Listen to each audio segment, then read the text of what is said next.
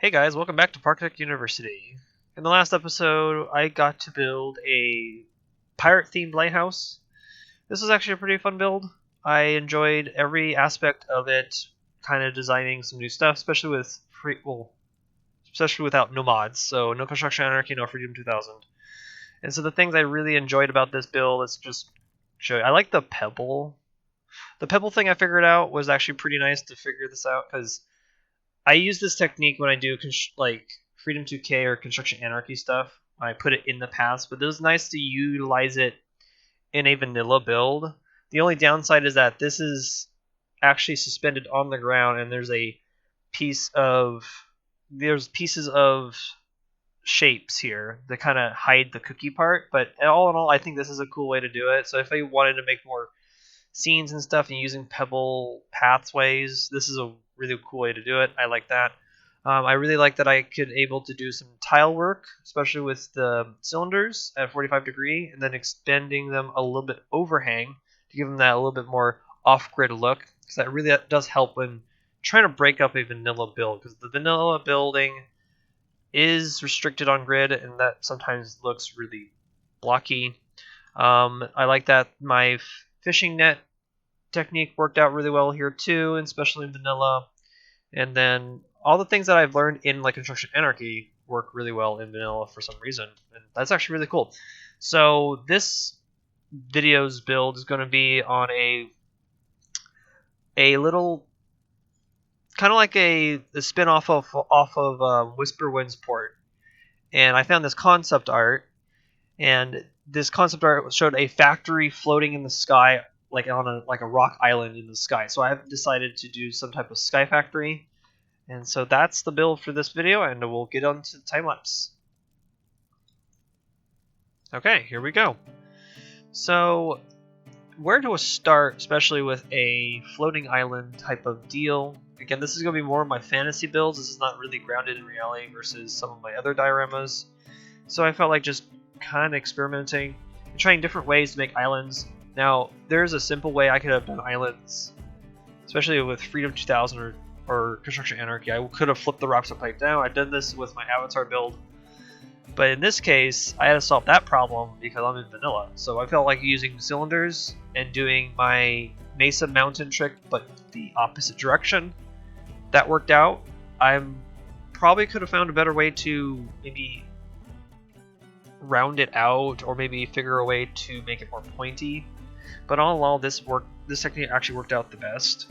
And I added some basalt pillars and things on that as well. But again, I'm just trying to figure out the basic shape of the island, and just trying to figure out what the shape of the factory is. Again, the factory is really just a factory. I don't know what it produces. Maybe it produces some flying machines or something. But again, I pulled it from that council art that you saw earlier. So that was kind of the objective, was just to kind of base it off of it, not necessarily copy it directly. Because I feel like sometimes when I try to copy something, I get into this super hyper focusing of like, oh my god, it has to be accurate.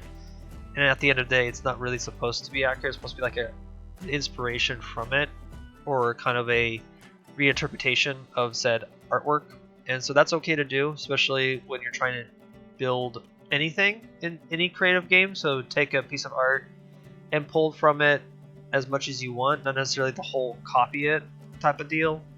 And you just kind of make your own style, make your own decisions on what looks good to you, and somewhat close to the artwork itself. But don't like hurt yourself on like, oh my god, it has to be perfect. So I kind of didn't care at this point. I care, but I don't care to what I want to.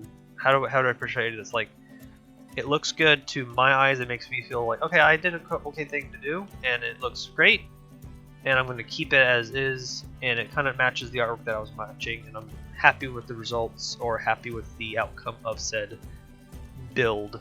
Again, this is kind of like model making in its entirety, so I'm kind of just doing the same thing here. It's just I'm using a digital program, and I'm not necessarily using real life materials. But again, that's kind of the cool thing about using any creative game as a modeling kit, and Parkitect is, in my view, kind of like that, especially with all the vanilla pieces available. Then when you get into mod stuff, it gets insanely crazy, and that's what's cool about it. So right now, I'm just figuring out some weird shaping, figuring out what interesting things, and also trying to stay away from the grid. And that's the hard part, especially in vanilla, is trying to stay out of grid stuff, kind of. So again, using a lot of shapes is what's going to solve that problem, using the rocks off grid, and just kind of make it look more organic as possible, and make it as interesting as possible. And that's where the word greeblies come in again. So you're taking a very basic shape and adding pipes, ledges, windows, antennas, gears, and other weird stuff to make it look more complex than it is, because you can tell that the shape of the factory is actually very simple. There's a couple rectangle shapes in here, so we got one main one in the back, there's one that protrudes toward the front, and then I have these two cylinder curved rectangles on the side, kind of interlocking to each other, and that's kind of the shape of the build. I am trying to stay away from rectangle because, again, being rectangle and square is kind of boring. It doesn't portray a lot to the eye, so that's what I try to do in most of my builds, especially in like designing for example, a toilet. If I design a toilet for a theme park, I'm going to stay away from rectangles. I'm going to try to maybe make it an L-shaped building, or maybe a round building, depending on the theme I'm doing, stuff like that. So it's just kind of the basics gist of trying to figure out what it could look good. So here I'm just going to jump between projects, or jump between areas of the diorama. So I did some basalt pillaring to kind of visualize, oh, I kind of like that. It looks cool. I like how that looks. And then I went back to making one of the smokestacks. Now this smokestack's not necessarily like the main smokestack of the factory. It's more like a burning, again, I don't know, I'm just kind of making random things, and that's okay. They don't have to make sense. In a way, they don't have to make sense, but I'm kind of just still following the artwork at this point. I use that reference actually a lot in this build, but it looks cool. I like how it's a different shaped smokestack. It goes big, and then goes small again, and then goes up to its apex, and then it stops, and I kind of like that. I like that I use the steampunk pillars to portray rivets. That's cool. Again, I've done this before. You guys see me do this hundreds of times at this point. I use pieces in unconventional ways, and I can encourage you guys to do the same. And especially with mods too. Mods just opens that up entirely. You can just do some crazy stuff with some modded pieces to make them look like something else. So I did so there's like some burning ember at the top of this smokestack. I kind of felt like that would be a cool thing to do, so I kind of did that. So I used the steampunk pillars again to kind of portray like a grate. That worked out well. I'm going to say that I used a chocolate bar again. At this point, I've used the chocolate bar a good number of times in all these dioramas, I think. I'm going to go look back at my videos. Like, I think I used chocolate bar quite a lot. At that point, that piece is like my go-to. And I need to find other ways to use that as well. But I like that you can interlock them, and it makes a new shape of rectangles, and it looks like a door or a grate. At this point, it looks good. I like how it used. I also like using the peppermint piece a lot too. That's really good because it's shiny, and if you make it all one color, it's a new cylinder piece that I can use to portray a rivet, a gear, a spot where something would go, and that's kind of what I did with the front door here. But as you can see, the build's kind of shaping up as I continue to chip away. So again, just remind you, the rule is I have to do this under 2 hours, or at 2 hours, and I did use my entire time. I had like, I think 2 minutes left over on the clock when I said I called it good. So I'm like, oh, this is good. I like it. All good. So all I had to do basically at this point is add some more interest, like so greeblies, so pipes, some supports, some maybe vents, and some more things, just kind of cut away from the squareness. But again, it is also a factory, so I kind of want to lean on that a little bit, just a tad, but not too much. But I was having some fun. I did some cool little square technique right there with the sci-fi crates. If you just line them up correctly, like close together, you have this weird like zigzagging pattern. And I'm like, oh, that's cool. It looks like a metal vent or a metal casing of some sort. I think that's really cool. I'm probably going to use that more often. I know that a well-known builder, Pierre, used these sci-fi crates and made them into like sci-fi dumpsters, and actually worked out really well because they have these curved edges. And that's actually a really cool idea. I'm like, oh, that's neat. So in the back here, I went back and forth between making a giant generator that would be spinning with some of the gear pieces, and then I changed my mind. I'm like, well, where do deliveries go? This is a factory, right? So the factory has to make something, and the deliveries have to go out. So I made a giant hangar, and so I'm just imagining that a airship would come in, dock, grab the materials or the product that was made, and then zoom out. So that actually worked out to give some more interest in the back, because sometimes I'm noticing when I'm building these mini dioramas, I stay on one side of the build, and then I decorate, and then I ignore the other side of it. So I'm trying to think about a full 3D environment, and so I decided to build that hangar in the back, and that actually helped with the portrayal of like, okay, this factory has a purpose, we go forward. Oh my gosh, I didn't mention the cake pieces I'm using in this build too, which I haven't used these guys in a while. So I made that orange tank is a cake piece, and there's some cake pieces on the 2 smokestacks in the back. That's a cool piece to use. The only thing that I don't like about it is that it looks like frosting, and so I try to cover that with a cylinder or a disc piece. But it works out because they're shiny pieces, and it gives some more texture on that smokestack. Because if I left the smokestack just one color of cylinder, it would just look off, and I'm just like, nah, I needed to give it some variation, some texture, and it worked out really well there. I'm using those are road barriers, I think, from the racing set. Those are cool pieces. I like that they're striped, and you can line them up pretty well, and when you rotate them, and they look nice that I can make some caution walls and caution areas, so, oh, excuse me, that the airship doesn't crash into the factory. Again, I don't know how this factory is floating. Honestly, this is a 100% fantasy build. Like, I was debating on making, I want to say like some propellers holding up the thing, but then I'm like, nah, maybe it's just held by gravity or magic or something. So, again, this is kind of just a different way to do floating wrecks. Again, I like the technique. I'm probably going to use it maybe in my vanilla playthrough of the campaign. It depends on the map. If the map lets me do it, and it matches the theming pretty well, I'm probably going to do some floating rocks shenanigans. Who knows? But at this point, the factory's basically done. There's some last details that need to be added to it, but I wanted to jump in to see what the bottom of the floor would look like. I've done this technique before in my Whisper Winds port, where the floor is snow and ice, and I added clouds every other, like I added clouds all over the floor, and then some rocks protruding from the clouds, suggesting that there's more to the bottom, even though that is just ground. So that's kind of what I'm trying to portray here, and I did that pretty well. I did add some more basalt pillars at the bottom of the rocks. I like that it's a different tone from the dark gray to the tan, so that's like dirt. That's kind of hardened and kind of just there. I added some, I think those are vine tree pieces. I can't remember the tree set, but they're from Booms and Blooms. So I used some of those vines that actually worked out pretty well, and then some bushes to add some life. And the concept art didn't show that there was trees on rocks, but I decided like, maybe there is. Let's add some trees, add some little bit of nature to this build, and it actually worked out really well. I used some candy canes to portray some more copper piping. That actually was cool. I've done this before as well, and candy cane pieces are great. Again, I can't like shun the candy pieces. They're all great except the candy corn, and I'm just candy corn just doesn't do anything. It's good for candy corn theme or Halloween.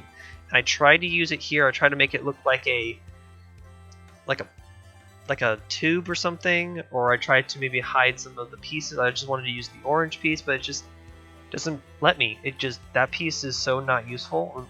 The only way that piece will become useful is it becomes colorable, but at this point, it's a useless piece. It's only good for making candy corn themed flat rides, or a coaster, or a farm. I don't know. Again, I tried to use it and it just didn't work out. So I'm very like, it makes me mad that I can't use it because I want to use it. I like the shape. The shape's cool. I could have used that for things. If I can make it all white, I can make teeth for a monster. But no, I can't because the whole thing has 3 different colors.